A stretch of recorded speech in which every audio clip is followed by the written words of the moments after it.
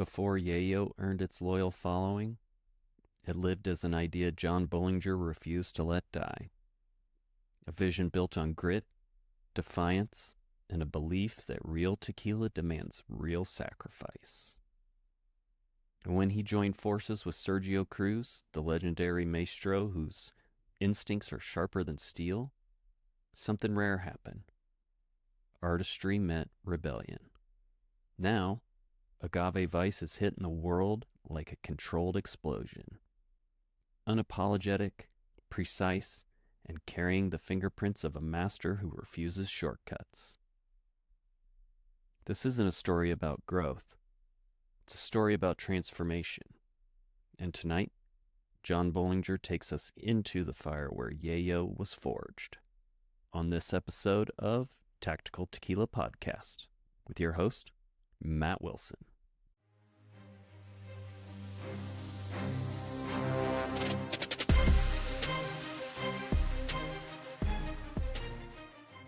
If you enjoy the show, hit the like button, subscribe, and share it to your social media platforms.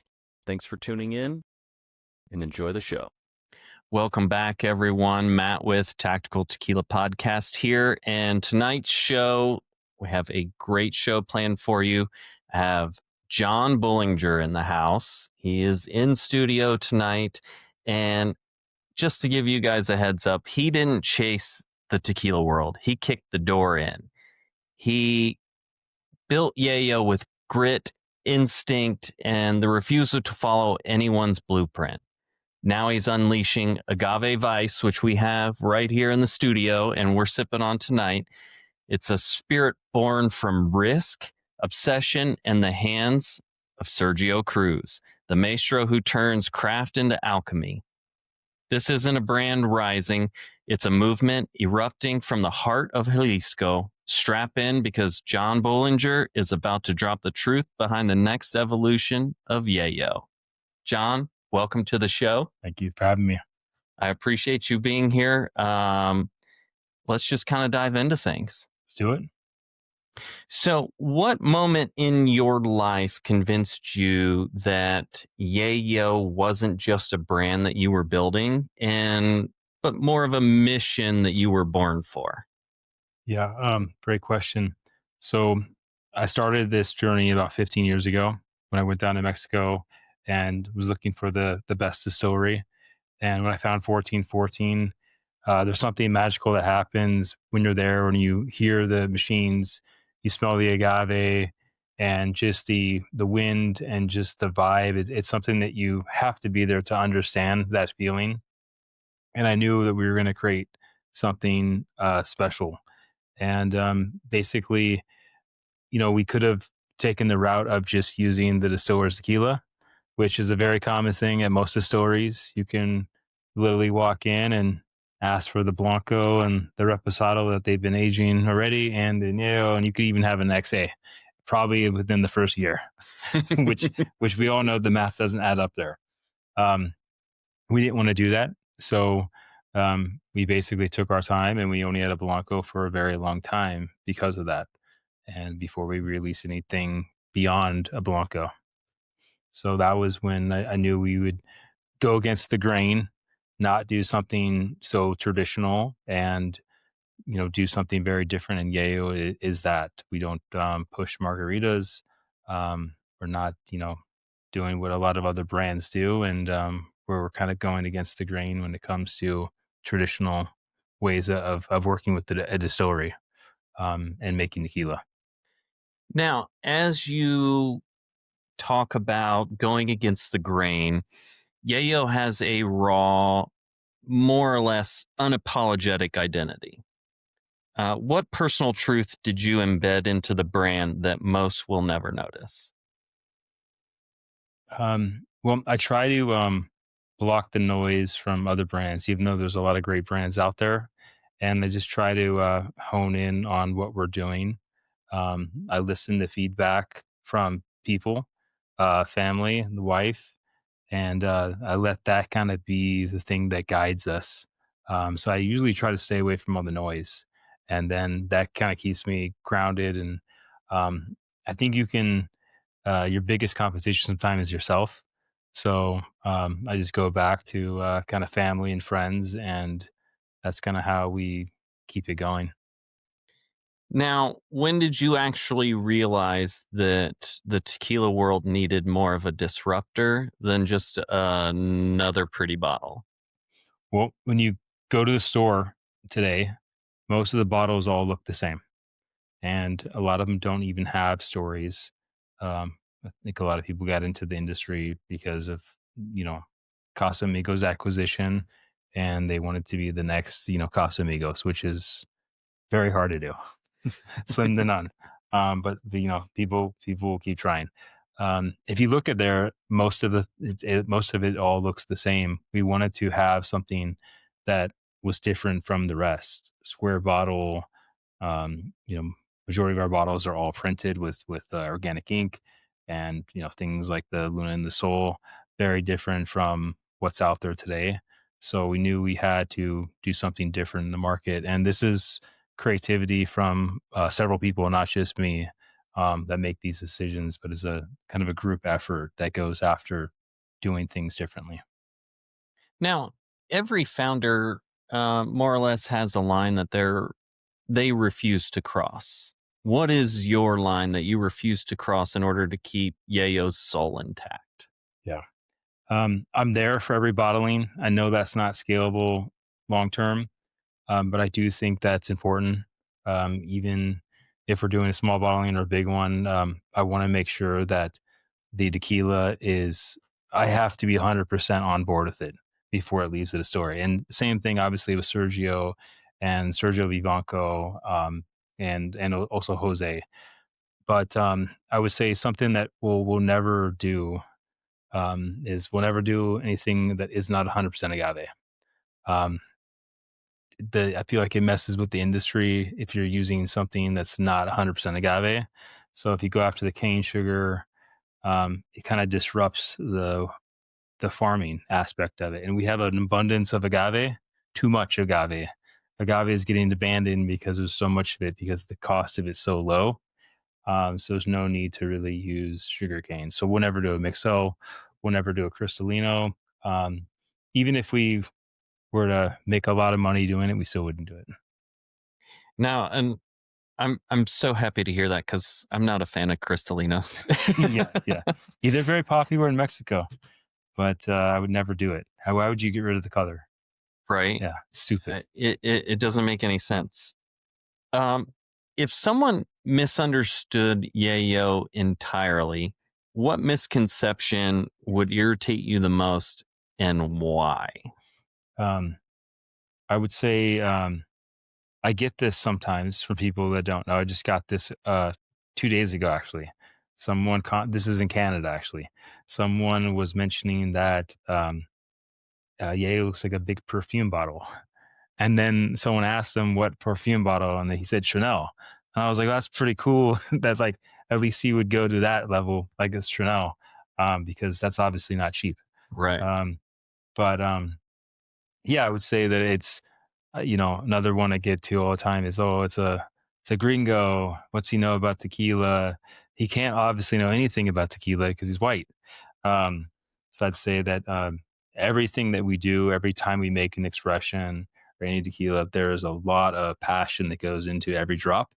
And it's not just a phone call or an email, which most brands do. Um, and there could be gringos out there that do a great job too, working with the distillery. So now getting into Agave Vice, what internal battle or creative obsession sparked the birth of Yeah. Agave Vice? Yeah. So this was actually a few years in conversation. I think it's been a little under 3 years, or at least 2+ years. We've been talking about it. And we had some pushback on the word vice in the name. And it basically was put on hold because of that. And we did it anyways.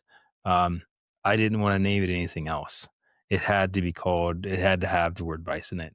So that wasn't going to happen. I wasn't going to release it with a different name. And then we wanted to, tie this back to a theme and really create like a story around it. And, it's hard to do with an expression, but yeah, it's a risk because if is it going to work with the customer that wants something like this? But I love it, and I think it worked out really well with how it looks and how it tastes too. So now you mentioned a little bit that you didn't want to release it without that name. Um, Without having Vice, is what does Vice represent? Is it the temptation, the danger, the edge? Uh, does the expression reveal something about you and the brand?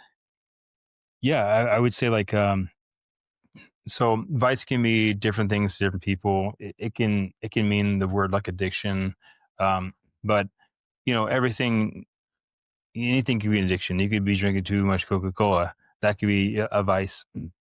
Everything has to be in moderation, and as long as you're doing it in moderation, I think it's fine to call this your vice.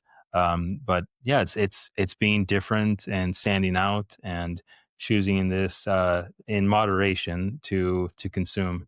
But I love the word vice, and I feel like it ties it together with the Miami theme. Well, and I mean, even just the artistry behind it, the artwork that Adultful. yeah, Yeah. Yep. you had him do, um, like it's just been phenomenal, and I think it's caught on extremely well. Like you guys did an amazing job with that. Thanks. During this whole process, what would you say the biggest gamble has been during the development, and how close did it come to failing? Um, so the barrel selection, because you're making an assumption that the barrels are going to taste good without putting any tequila in it. And we do this pretty much every time we release a product. We feel like we know what the notes are going to be before we put the Blanco in there because we don't buy the distiller's tequila like a lot of people do. So it is a gamble. We didn't know how the Sauterne cast were going to turn out. Crossed our fingers and hoped it was going to taste amazing. And it turned out amazing. I remember the first time I tried a sample of it at 100 proof, right out of the barrel, and I was like, this is just absolutely amazing. I'm like, let's bottle it now. Um, so yeah, there's a huge risk every time we do it. Usually we do sample barrels. Problem with sample barrels is it's such a huge effort to get a barrel to the distillery from the States. There's a lot of effort. It's the same amount of effort to move 100 barrels as it is one barrel. And so that effort needs to be kind of worth it. But we do a lot of test barrels, and then if the test barrel turns out, we buy more of it, just like we did with the Syrah, the sherry, the port, the cognac, the spice apple cider cask. Those are one, and then the peach the peach wine barrel is for the Luna. Those all started off as just one or two barrels at a time, and then we've had some that have just turned out terrible. Sea salt, it's a bust. Honey barrels were a bust. Those are just all thrown away. But yeah, so that's the risk. If those barrels wouldn't have turned out good, the Sauterne, we wouldn't have it in front of us today. I wouldn't have released it. We would have just waited. So now you talked a little bit about the different expressions you have and the flavors, but what flavor do you think is the most prominent in Agave Vice, and more or less so bold, but people told you don't do it? Like, Yeah. You mean in the taste profile? yes. Yeah. Yeah. So I would say that there's a lot of brands that are conservative around how long they age things, especially in wine casks. So normally with like a wine cask, you'd have your 1 to 3. You're going to get 1 to 3 months. You're going to get a lot of still of the agave. Um, some elements of the barrel are coming in. Then when you start to get past that like 4 to 6 month range, it's going to change. And then when you get past 6 months, it's going to change again. And it's going to start to get really kind of into the barrel with the wine casks. And this was aged for 9 months. So we went way past the first two stages, and we got into another stage with it where it could be amazing in that 4 to 6 month and then turn out bad later on. But it didn't. It just, it's very different. So, um, yeah, I mean, I would say that a lot of brands probably don't go that long. They probably pull it at 6 months, 3 months, just to be on the safe side. We did the same thing with the Rosa. I mean, the Rosa is normally like you do maybe 3 months, maybe. So, Yeah. so now if it could speak for itself, what attitude, warning, or even invitation would it give to the drinker? I would say if you want something different from anything else out there and you want to try something and have a different type of vice and have a different experience, this would be something you would gravitate towards, especially that there's only so many made. But it's unlike any profile I've ever had before with tequila. And see, for me, having a few tequilas that have had Sauterne that have been rested in Sauterne casks, I get more of a tobacco flavor on this. Yeah, yeah, definitely. Yeah. So the 4 barrels, sometimes you can have like 1 or 2 barrels that really changes how the profile is, and that could just be the where the wood came from. Maybe that tree that they cut down was 50 miles away from the other tree, and the life was different. And then that barrel has something a little different to give, and it can influence the rest of the barrels. I did try them separately. I would say 3 were badass, but there was one that was a little off. Okay. But the other 3 complemented it, and it turned out really well. But there was one that was not vibing with. But again, those 3 against 1 there. So the 4 barrels went together. It worked out. Awesome. Yeah. What would you say the most, so kind of just moving on to more growth of Yayo, what's the most underrated part of building a tequila brand that absolutely blindsides new founders? Um, I'd say most people are probably going to say money. But um, I would say it's not there. That is part of it too.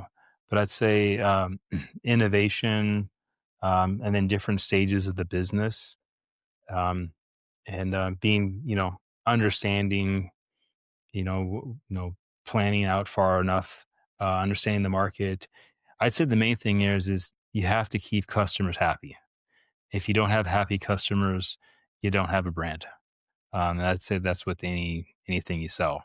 So you have to make sure that you're gauging the customers and they're liking what you're doing, and you do more of it, you please more. I try to make sure that we are gaining and pleasing customers every single day. And little by little that does add up. So now, as you scale and as the brand grows, what part of the business keeps you up at night? Is it the craft or chaos? What is it? So there is ups and downs every day. Um, we have great days and we have shitty days. But I have a really great team, and it took a while to get the team though. We had a lot of players that we had to swap out to get the right players, but I now feel like we have the right team, and it's clicking. So and things are working. I would say not so much the chaos. I try to block all the noise. Like if someone doesn't like the product or something, that's fine. You cannot please everyone, so I just let it go and brush it off. But I would say like you know keep making amazing expressions. To me, like you're you don't know how things turn out until you finish aging them, so you never know. Um, that's why I was just, in Mexico at the distillery a few weeks ago doing our planning session for 2026 and part of 2027. We have some crazy things that I'm proposing that we're already implementing now for next year, all the way to the end of Q4. I don't know how they're going to turn out. I have a feeling they're going to be amazing, but they're not done. So, um, but I know in time, you know, changes will happen and occur, and then we'll get to it. Vice and all these products up here, they didn't happen like in a month. They took several months, hundreds of comments back and forth, 50, 60 changes and iterations and versions to get to the final stage. And I know like, that's kind of where everything goes. But until you get there, you're kind of you're stressing out about it a little bit.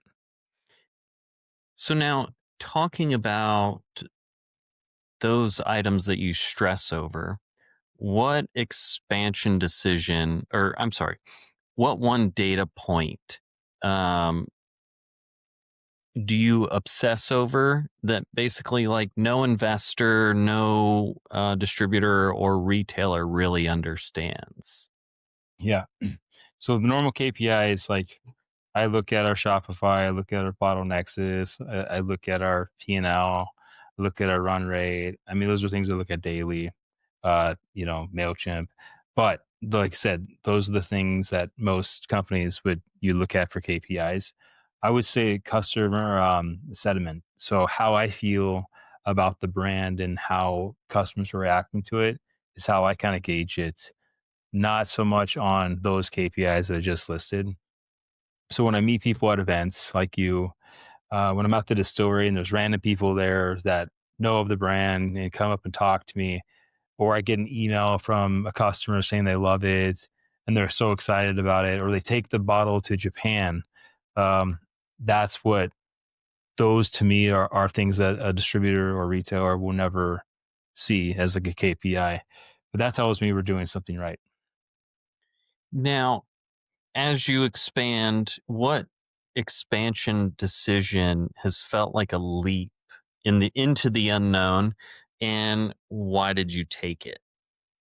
The Rosa, we that was definitely something that we were um, taking a risk on when we did it. So we barreled about a little over or around 10,000 bottles worth of bottles for the Rosa, and it's expensive. The barrels aren't cheap. Those barrels are 500, $600 a pop, and they're we had a lot of them filled, and you have a lot of tequila too sitting there, and that's cash in pallets, and you don't even know if there's a demand for it in the market, or people are going to love it, or how it's all going to work out. And we didn't even know about how we were going to blend it together.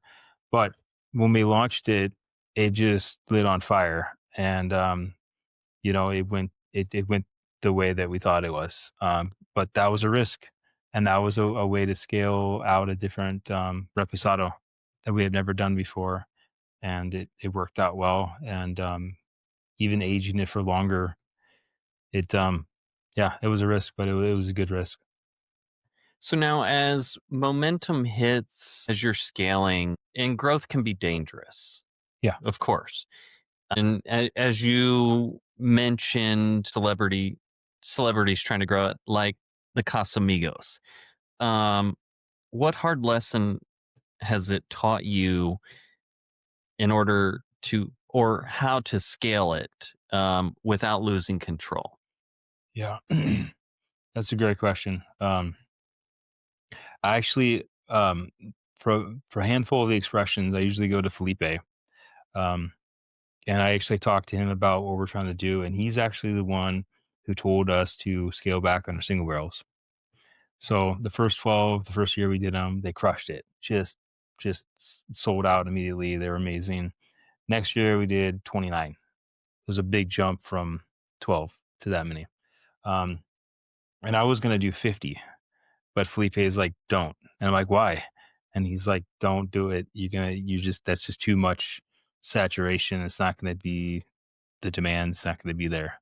So we scaled back on that, and then we decided not to do any single barrels this year. So I would say that we're still making sure the quality's there. And we tell anyone who wants to buy a large amount that it has to be pre-planned. So we have to make sure that we're giving everything enough time to produce it and make it, and it gets there, and nothing's rushed.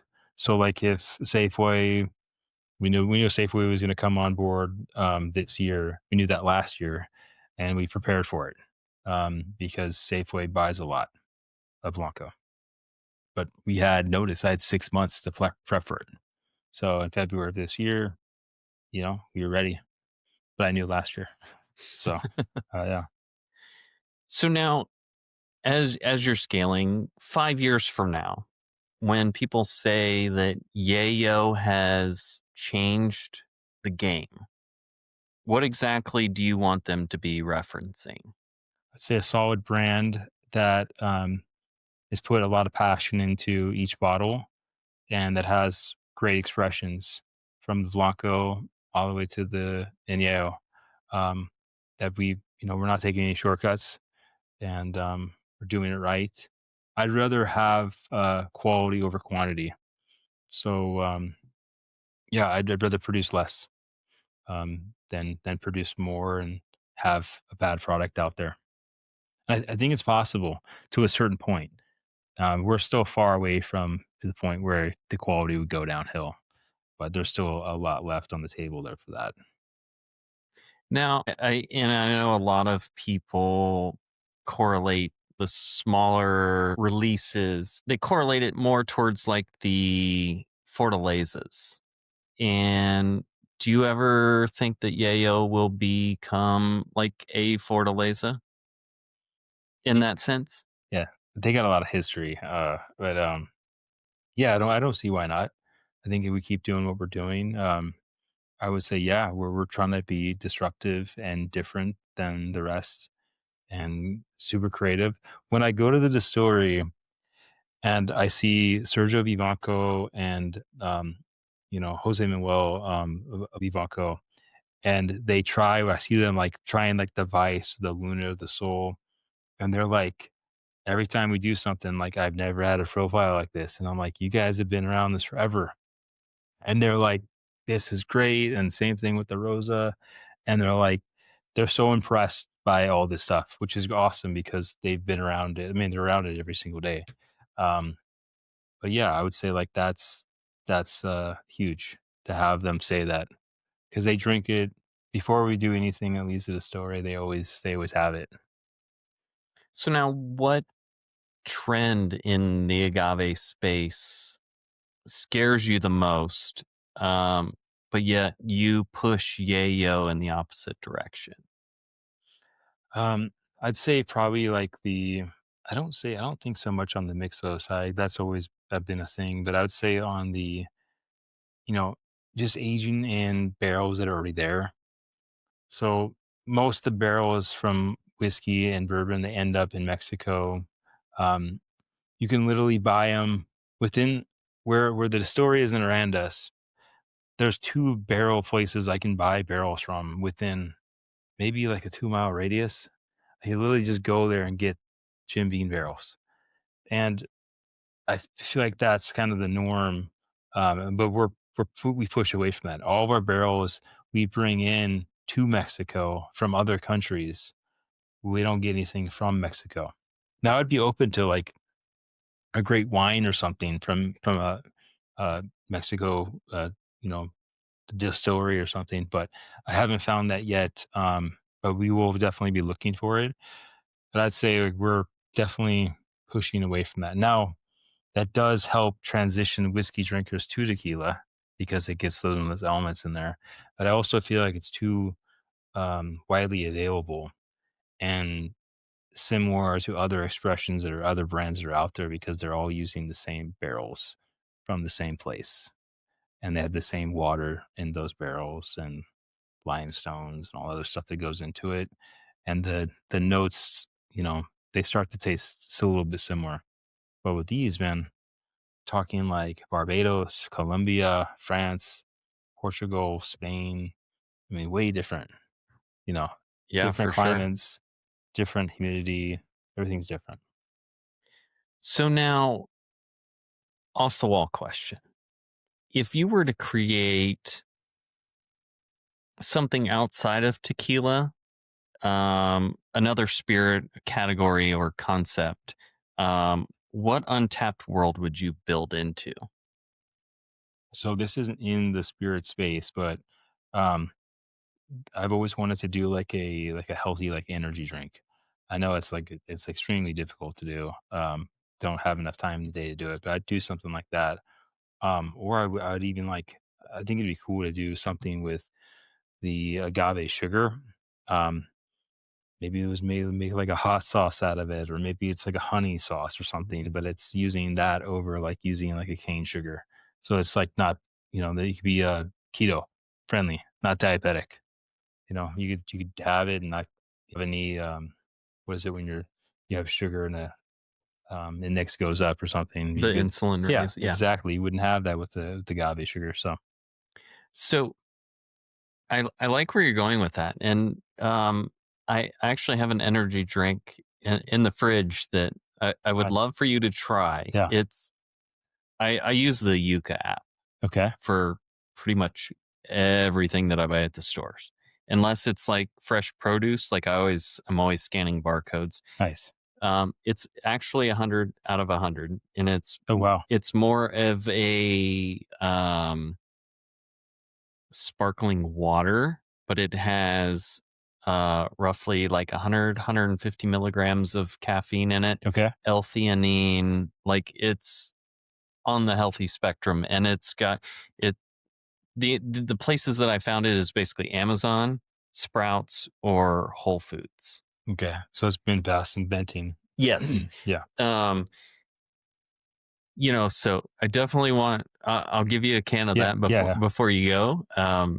To actually try it and let me know what you think about it. Yeah. Because if you could develop something like that, like, I would totally be on board Oh no. 100%.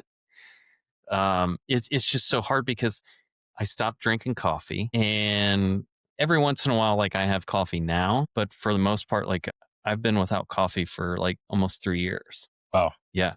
And I found these sparkling water energy drinks, and I love them. They don't give you the crash. And by all means, like, I'm not being paid to say this. Yeah. Like, I truly love the energy drink. That's awesome. Um, and so I'll have one of those in the morning, and I'm Right good. on. Like, Yeah. yeah, I Yeah. don't need anything else. And so, There was a guy that lived above me when I lived in Portland, um, and he was like a scientist, and he actually made his own energy drink.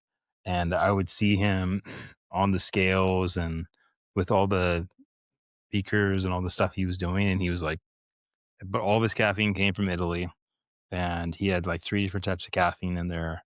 And it was one of those drinks where you can't drink the whole thing. You would drink like a little bit in the morning and you put it back in the fridge. And then maybe if you needed a little bit, you go back to it. But I'd probably drink like one every 2 days because it had that much. It had a lot more caffeine though. I want to say it had around like probably 300 milligrams or something in there. But it was good. It's healthy. And yeah, I was kind of the guinea pig. He would come up with new formulas and I would taste them, and it was pretty cool to see he just knew all the scientific parts of it. So yeah, so now, kind of getting back to innovation and where Yeyo is going. And I'm I feel like I know the answer to this, which is going to be very limited. What's the future of Yeyo's innovation that would shock people if they knew that you were considering it? I'd say that I don't want to say too much, but we're always improving on what we're already doing, and we're trying to do things that other brands haven't done before. Um, so I can't like give away it all, but I'd say like what Sergio and I had planned for 2026 and 2027 is definitely different. And I don't know how it's going to turn out. I have a feeling it's going to turn out great and different. Um, but I guess we'll find out when it gets to that point. But I feel like you have to keep innovating in this space and perfecting your core line, and then also having these limited editions too. The brand can't live off limited editions, but I think it's important for the innovation factor, as you start to learn what customers are liking, and then you go off of the data, and then you build towards that, and that's what we're doing. Um, and sometimes it's not the pick you pick, but it's the customer's decision, and you have to build towards that. But we have some pretty cool stuff. I think the main thing here is that you have to keep trying new things until you find the rhythm. And then once you find that rhythm, you keep doing it over and over again. But sometimes you have to try over and over and over again until you get to that point. Spoken as a true leader, um, segues into my next question. What's the hardest truth that you've had to accept about yourself in order to become the leader that you are within the brand now? You cannot do everything yourself. You have to have a team, um, and you have to delegate. You have to trust people. You have to listen, um, and you have to let others I try to find people that are way more smarter than me in different areas to help run the business and make decisions. Um, and that's even to the wife. My wife does a lot with the brand now. She didn't before, but she does a lot now. She did this whole label design and the seal, and then these two boxes too. She did all of that. But yeah, listening, um, and then basically bringing on people that are better in certain areas that you aren't. In the beginning though, it was just me. I mean, it was basically I was running the books. I was doing every single thing you could think of. But in order to eventually grow the business, you can't do it all. Not enough time in the day. I don't even look at the social usually anymore. I just don't have time. So um, I just can't let it consume me because I have so many other things going on. But I had to let that go too. But in the beginning, though, it was just me. Ha- I was Now, running everything. now, how Uh, how hard was it to let go of these things when, as a person who starts from inception and you control everything, every movement, every little chess piece yep. on the board, how hard is it to let go of those things when you know that ideally you know that you can't continue going at the pace that you're going and you want to scale back in that sense, but still progress the company? You just have to give trust to people, and then let them fall on the sword or kick ass. Um, but yeah, I'd say it definitely sometimes you get territorial and you want to control everything, but you can't though. It's just it has to be a village to make this happen. So it's not only just the people in the States, but all the people at the distillery, um, Sergio, the supply chain team, the farmers, um, everyone. I mean, there's like at least 40 people involved in making a bottle of Yeyo. And you just have to trust that everyone's doing their thing and just communicate it, make sure everyone knows it's a team effort and everyone's rowing in the right direction and, thank them. Um, I think by having a lot of face time with the distillery when we do this, I think that does change things because they see me. We go through the first couple hundred bottles together, and eventually they're surprising me on some of the stuff that they're doing with like catching errors and bringing it to my attention and things that they didn't need to do, but they do it anyways. So yeah, Well, and that's primarily because they care about the brand, yep. just the way that they care about other brands that they're producing there as well. What's one personal failure that you never glamorize, but has shaped the way that you lead and run the company today? There's a lot of failures. I actually want to make some videos about all the times we fail because normally what we do end up doing is we just talk about the wins. But man, there's a lot of them. Um, say right off the top of my head, buying way too much dry goods. Um, that was that's just a bad idea. But sometimes in the moment you think, maybe you save a few cents here, but you don't think about the long term impacts of the cash flow and storage fees and there's other variables too. So I don't know if there's a single thing, but there's lots of small things. Um, One thing that people don't know about today, but would be a great video at some point, is we tried to switch to wood closures with the natural cork for the Rosa, and I bought 20,000 of them, and we got to bottling, and I Suave Agave. He wanted to come down with us, and we did like the first couple hundred, like I normally do. We bottled the first couple hundred, we test, we do all the things that a customer could interact with it, and the corks are breaking left and Oh, right. So I have 20,000 closures that look badass, natural cork that go with the wine, blonde wood, no coating on it. Just it looked awesome. And they were just busting.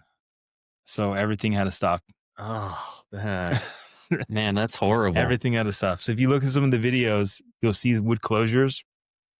We went back to the glass because the glass has literally no air rate at all. It's like 0.0001% air rate. They're like bulletproof. You can knock the whole pallet over, they won't break. But these wood closures we were running into, like every 20, we probably have 3 break. But so we went back to what works, and that's the glass. And I'm still not going to give up on using like a natural cork, but it has to also meet the test. So that sucked because we stopped bottling. I had to I didn't even have enough glass closures, so we had to pivot and rush some stuff down. Got another 25,000 of those rushed down from those come from Czech Republic. Oh, So wow. not a close, not down the street. That's rough. Yeah. Yeah. So as you kind of talk about that little mishap, and not necessarily little, but when everything hits the fan, what internal compass keeps you moving forward instead of folding? Yeah, I try to think about uh you have the past and you can have what moves forward. So like what's the solution? Not to sit there and dwell on the mess up, but how do we fix it moving ahead? And then I'd say the family, going back to the family, talking to them about it if I need to, or laughing about it sometimes too, because sometimes stuff happens, and um, it's already happened. So at that point, all you can do is kind of make the best of it and not do it again. So we're definitely not going to make that mistake again with the closures. And the samples turned out great, but sometimes when you make 5 of them and then you make 20,000 of them, the 20,000 don't turn out the same as the 5. So, yeah. So, yeah. So now, outside of the tequila industry, who unknowingly has influenced the DNA of Yeyo? My wife, Morgan, I'm really stubborn when it comes to things like that. And she just peels back the onion and she'll give it to me. And you know what? I'd say the majority of the time she's right. So I listen to her, and it definitely has influenced the DNA of Yeyo. On the design side, the tequila side, it's basically Sergio and I leading the charge on doing things differently, and I'll bring it to him, and then basically we collaborate. Sometimes we don't always see eye to eye, but then I listen to his point of view, and then we come to a conclusion, and then we do it.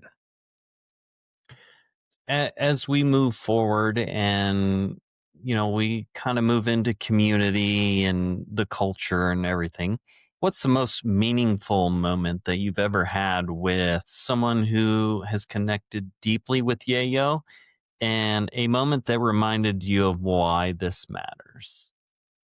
I would say it wasn't just one moment, it's lots of little moments over and over again. So kind of how I talked about how when I see people at the distillery, when I'm there, they're maybe just doing a tour or they just coming by to see Sergio, and I get to talking about them about Yeyo and how much they love it, or if it's a fan on email or Instagram, I would say all those little moments add up, and they really kind of make a huge difference, and that makes me feel like we're doing the right thing and for the brand and for the community. So now how do you maintain the authenticity? And you touched on it, a little bit earlier in the show, but how do you maintain the authenticity in an industry where hype, shortcuts, and basically the noise and the chatter are louder than the truth usually? It's easy to get caught up on it, especially in social. Um, but I would say like yourself. I mean, you can actually do it to yourself. So I would say that I just I know where we're gonna go with the brand, and I know we're making the right decisions when it comes to making the tequila the right way, and that's one of the reasons why I head down there. I also, consult with the family, my wife, and we talk about these things, and I basically trust her opinion, and usually keeps me grounded. Same thing, my business partner Matt, and yeah, I mean, I have a great circle of people that I can just talk to about these things, and then it helps it move ahead. We talk through them every day, though. It's like a daily thing. And having that key circle, even if it's just friendships, your marriage, other associate relationships, it's always good to have that sense of closeness. When it comes to that, what responsibility do you feel that you have towards the agave growers, Sergio Cruz, and the families who stand behind Yeyo? So I feel like that we're representing them from Mexico here. So like how I act, what I do, how we promote the brand, it all represents everyone at the distillery, the Vivancos and Cruz. So we have to make sure that we're doing like making them proud, doing the best we can to represent the 1414 distillery and legacy. So we try to do the best of making that happen. Now, if you could reshape one part of the tequila industry, whether it's the culture, it's ethics or narrative, what would you attack first? I'd say the whole transparency thing. If it's not 100% agave, just list it. Right? If Costco is truly and Don Julio and Casa Amigos, they don't have 100% agave, just list it. If you use additives, just put it on the bottle. Let the customer decide. I love Casa Amigos and it has additives. Awesome. I'm going to buy it. Fine. But just call it out. Don't don't hide it. Don't say it's 100% agave if it's not. And just the transparency. It's like this with the food industry. I mean, for the most part, the FDA has been pretty good at like making sure that people are calling out every single ingredient, or at least active ingredients. I think the same thing has happened for tequila. I think that needs to be attacked right away. And if you have those things on there, let the customer decide after they know. So now, when it's all said and done, what is it that you want your legacy and the Yayo legacy to carve into the agave and tequila industry? Um, I want them to know. Do you need some more? I do. All right. Um, I want people to think of like Yayo as like a solid brand that went against the grain, did things differently, did things like the Luna and the Soul and the peach wine, and wasn't worried about experimenting outside the normal scope of the tequila profiles. Um, we're taking a risk when we do this, but I feel like it's why not have something different out there that no one else has instead of just doing what a lot of people already do. So I'd say like us being known for having, unique profiles that a lot of people are afraid of doing. Probably because like there's the logistics, there's cost, and then maybe they don't know they don't have a master distiller that can execute it. That really segues into my next question is that what exact moment did you realize that Sergio Cruz wasn't just a distiller and that he was a force capable of elevating Yeyo into something that's basically timeless? Yeah. So I've known Sergio for 15 years, and we both have grown a lot over 15 years. He keeps on getting better with time. He's learned so much in the last 15 years, and so have I.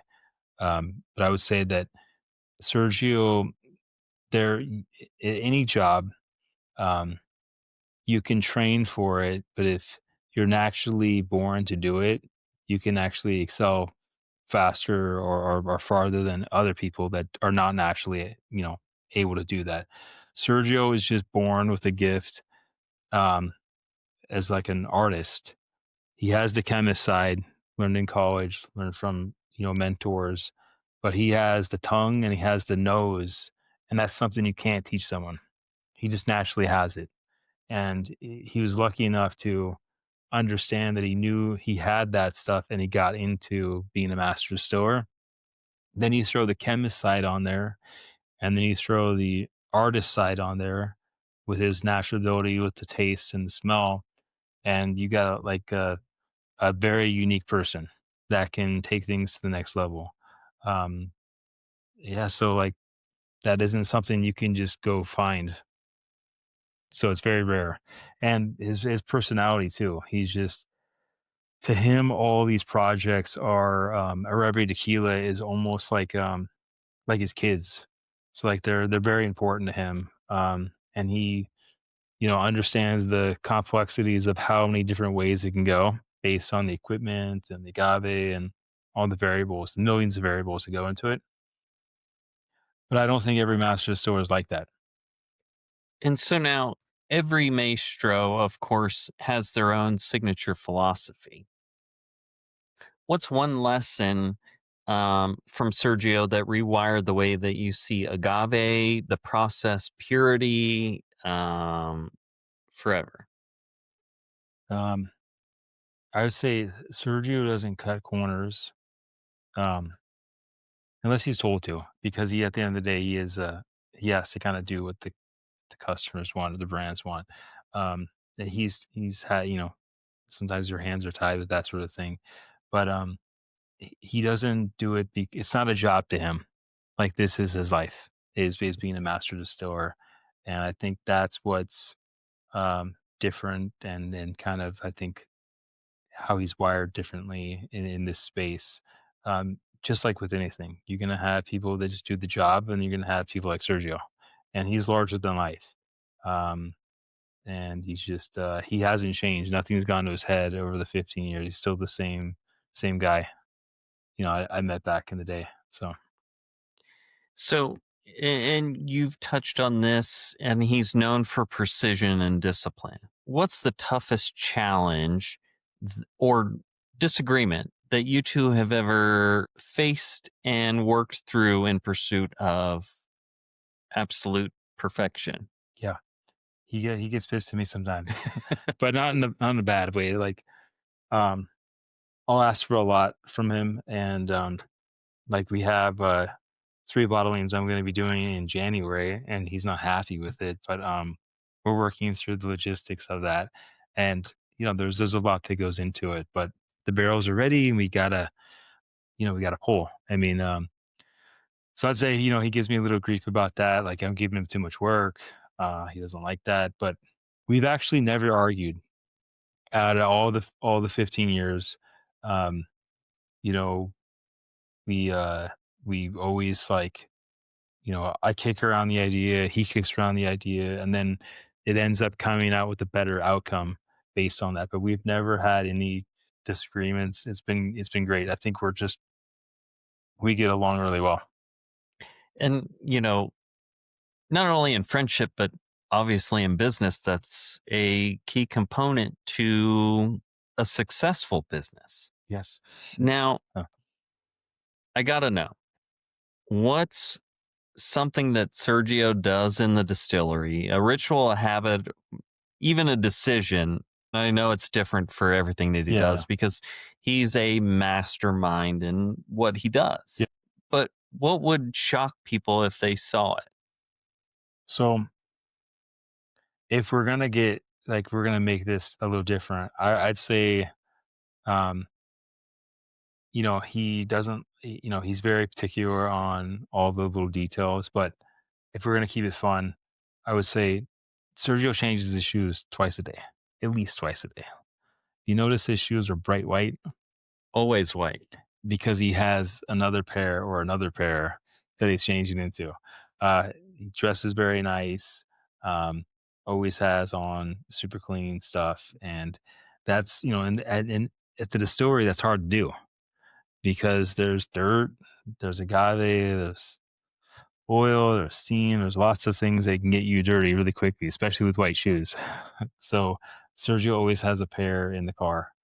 And he even out in when we go out in the fields, he's wearing white shoes, but they always stay white because he always changes the shoes. So that's something different about Sergio. But when it comes to like distillation, um, he's teaching two other two other coworkers how to become a master distiller, and I really see them like working with them. But he's very particular, and he's acting like a perfectionist on projects that really matter to him. And obviously, there's clients that are different, where the involvement is not the same because the customer doesn't want the involvement to be the same. They have their Sometimes the customers think that they know more than him, and he just lets them go with it. So now, in one sentence, what is the Sergio Cruz effect? Oh, geez, man. Um, I think that with the right brand and the right project, he puts his touch on it. It's gonna be it should be a winner. So, but not every master distiller can do that, and it's because of his combination of scientist and artist. He's just he's good, and he's only getting better. 5 years from now, he's gonna be better than he is right now. Um, so he's improving all the time. I can see it. I can taste it too. He's getting better at it, and it's hard too when you introduce like new elements. Like there's a new fourth oven that was put into the distillery, so it's new, and that throws things off if you're going to use that oven. And even the Tahona too, that's all new. Sometimes equipment needs to get used for a while before it gets that taste. So he knows how to work with that, and then climate changes too. The agave is not it's harvesting sooner, so you have to work around that. You have to change distillation techniques because things are not the same. Used to be 9 years, 7, now it's turning into like 5, 6, and things are just changing. So he's adapting to it. Well, Jon, thank you so much for being on the show. Where can everyone find you, the brand, on social media? Yeah, it's yeyotequila.com. So or anything Yeyo on Instagram, Yeyo Tequila. Same thing with Facebook. And then we're at the distillery. It seems like now once a month. So let us know if you want to come down and take a tour of the distillery. Even when I'm not there, they still do them a couple times a week. Perfect. Well, thank you, everyone. Thanks for tuning in. Have a good night.